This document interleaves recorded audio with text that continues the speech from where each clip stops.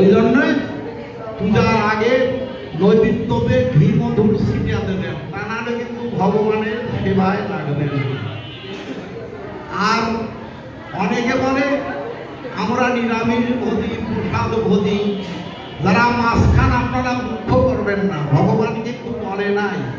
গীতার নবম অধ্যায়ে আছে 26 নম্বর শ্লোকে পড়বেন, পত্রং পুষ্পং ফলং তয়ং যমে ভক্তা প্রতস্থতি তদুহং ভক্তিপরিতম স্বামী প্রবতাপ মনঃ